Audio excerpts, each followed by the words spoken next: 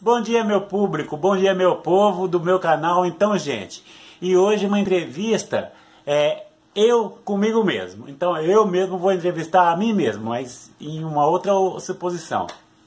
Então, antes de começar essa entrevista, segue meu canal aí, dá um like para ajudar, legal? Meu canal, então, gente, eu exponho algumas ideias, alguns pontos de vistas de mim mesmo. E quem quiser comentar, possa comentar aí sobre o que eu falo, sobre o que eu escrevo lá no blog. Então, gente, que o link vai estar aí embaixo. Então hoje eu estou aqui com o Samuel, meu outro lado, respondendo as perguntas. Olá, boa tarde, pessoal. Eu quero agradecer ao Samuel aqui por ter me convidado para esse debate franco, né? E vou responder aquilo que possa... que a resposta possa vir do meu coração. Então eu quero responder cada pergunta que ele fizer. Eu vou fazer a primeira pergunta. Samuel, você vota em Jair Bolsonaro?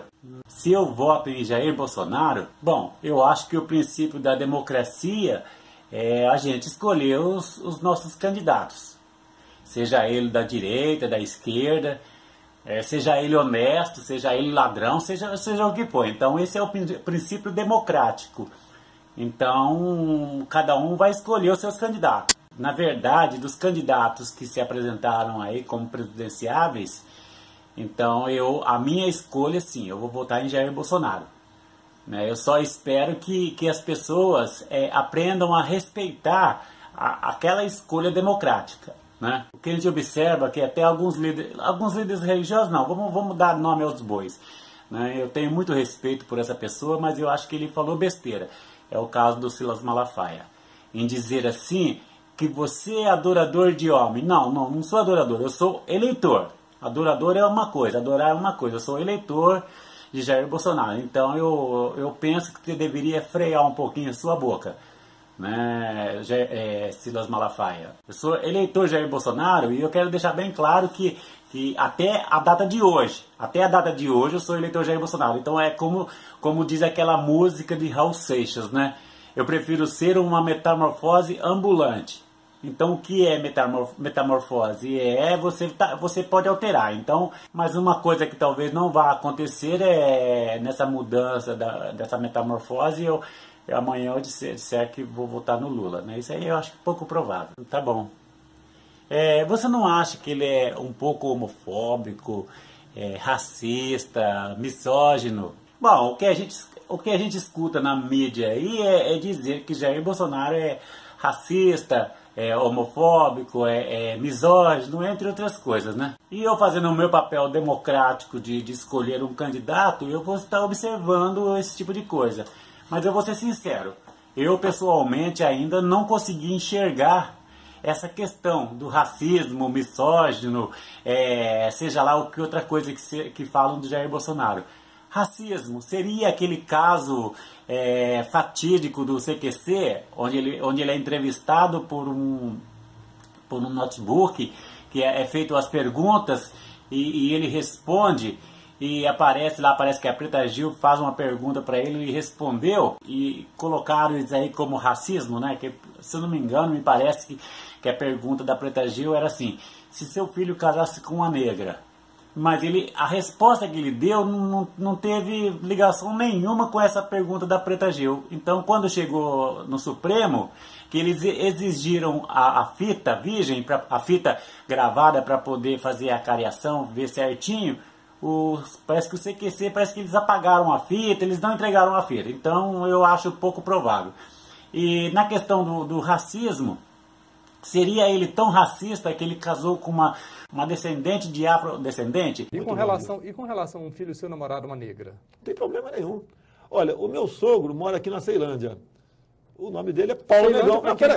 Mas o senhor estava dizendo... Para mim não tem problema, eu conheci a minha esposa na Câmara, minha futura esposa na Câmara, casei com ela, no religioso e no civil, tenho uma filha de 3 anos, ok?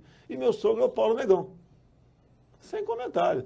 Só para poder zoar com ela? Então, eu acho assim, sabe, que está ultrapassado esse debate. Também na questão do racismo, seria pelo fato ligado às cotas raciais, eu penso assim, um país miscigenado, um país onde tem preto pobre, preto rico, branco rico. Eu acho que usar o quesito raça para cotas, eu acho um pouco injusto.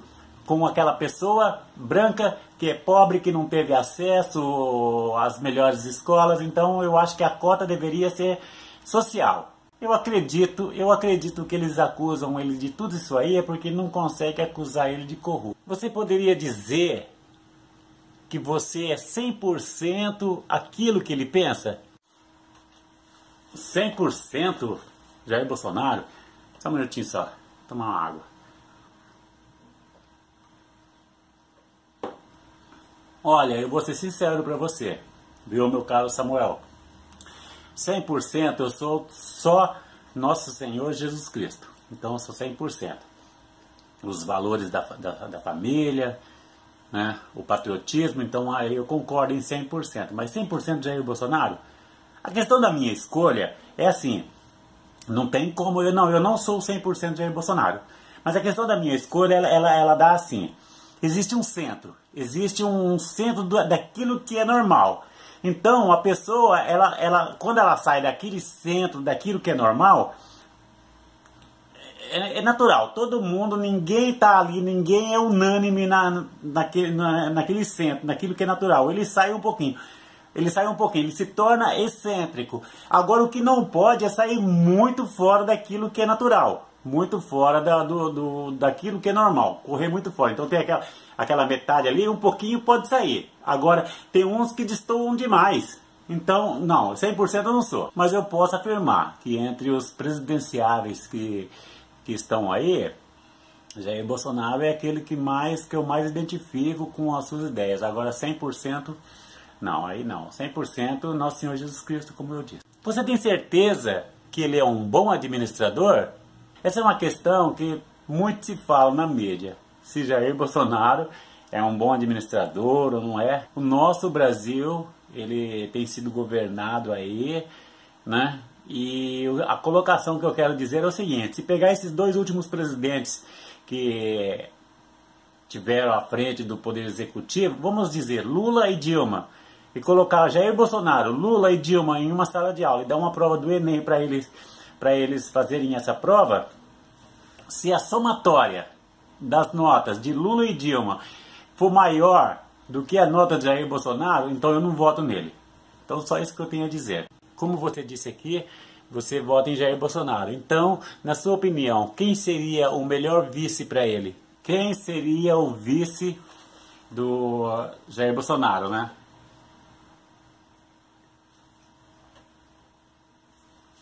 Tá vazando. Quem seria o vice? Uma infinidade de nomes.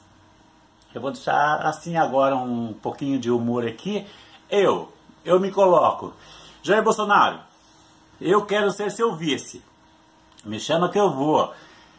Humor à parte, né? Mas quem poderia ser o vice? Olha, talvez Sérgio Moro, o pessoal do Ministério Público do Paraná lá, tal, né? Quem sabe até João Dória. O problema do João Dória é o partido do qual ele é filiado. Mas pelo que eu já andei aí, vendo na mídia e tal, que ele estava meio afim de mudar de partido para poder disputar eleições presidenciais. Então João Dória seria um bom nome, né? Fazia até uma dobradinha. Jair Bolsonaro por 8 anos e João Dória depois assumiria depois dos próximos 8. Você não acha que Jair Bolsonaro seria um retorno do militarismo? Se o advento Jair Bolsonaro presidente seria o retorno do militarismo? Eu acho, meu caro Samuel, que é uma pergunta um tanto infantil. Dizer que se Jair Bolsonaro ganhar para presidente vai ser o retorno do militarismo. Bom, deixando bem claro que eu não considero ditadura militar. Eu não considero que o Brasil teve uma ditadura militar. Uma ditadura, digamos que é de um homem só, uma pessoa só, como o caso do Fidel Castro, entre outros ditadores que teve por aí. Eu não considero. Eu considero, sim, a princípio, um regime especial, um regime militar. E também quero deixar bem claro que esse regime ele só entrou em vigor porque a população pediu na época, que os militares assumissem, né? A possibilidade do Brasil se transformar numa Cuba, numa China, numa antiga União Soviética, estava iminente ali, né? Estava a um passo. Então foi um regime que teve a necessidade.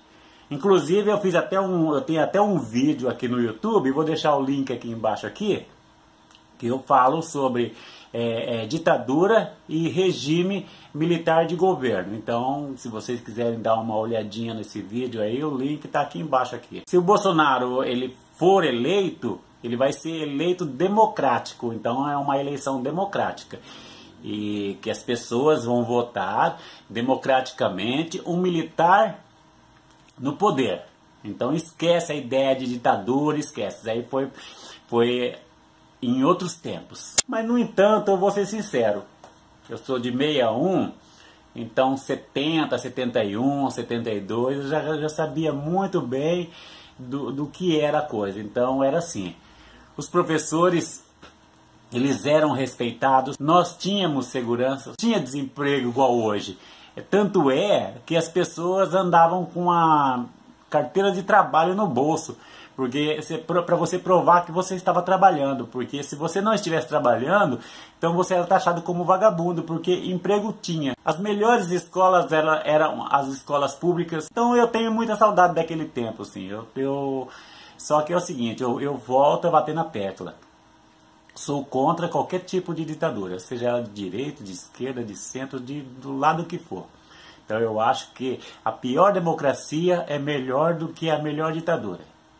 Mas também convenhamos, o regime militar não foi uma ditadura, foi um regime militar, mal necessário para a época. Naquele incidente que aconteceu lá no salão do Congresso, entre ele e Maria do Rosário, você não achou um pouco rude da parte dele falar daquela forma com ele, só não lhe estupraria porque você é mulher? Essa história é sempre história Jair Bolsonaro, Maria do Rosário. Em primeiro lugar, antes de responder essa questão, eu quero te perguntar o seguinte.